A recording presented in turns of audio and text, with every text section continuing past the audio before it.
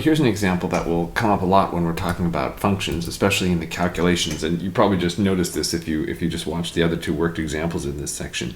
If we're looking at a symmetric interval, so one that goes the same amount in the negative direction as it does in the positive direction, then even and odd functions are orthogonal. And so here I'm talking about real valued functions, and we're looking at functions on an interval in R here. And so the inner product that I have in mind is just the usual basic one. So there's no conjugate necessary over the second one. And in fact, this is also true if you have something which is slightly more complicated, like say you have a positive weight function here, and the weight function is even, so that it gives the same amount of weight to something at minus x as it does to x, then the same result will be true. So let's see. So first off, in order to check this, all that we need to know is that if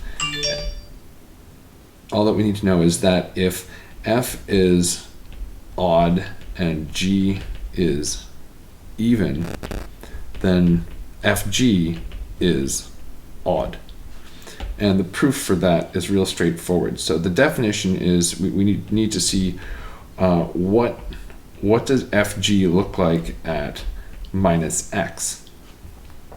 And so this is by definition f of minus x times g of minus x. And then since we're assuming that g is odd, I can swap out this part here with minus f of x, because that's the definition of odd. And then since g is even, this is the same thing as g of x. And then, so this is minus fg of x by definition of the product. So now going from the beginning to the end, I see that f evaluated at minus x is fg evaluated at minus x is minus fg evaluated at x. Okay, so that shows me that fg is odd. So the product of an even and odd is odd. So then if I go to look at the inner product between f and g, still assuming that f is odd and g is even, then this is going to be the integral. Oh, that was silly. I just realized back here that these should have been a's. These should have been a's, not 1's. So I'm just going to correct that right now. Sorry about that.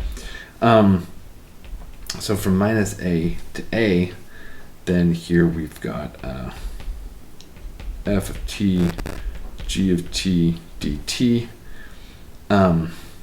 And so then this is going to be now an odd function .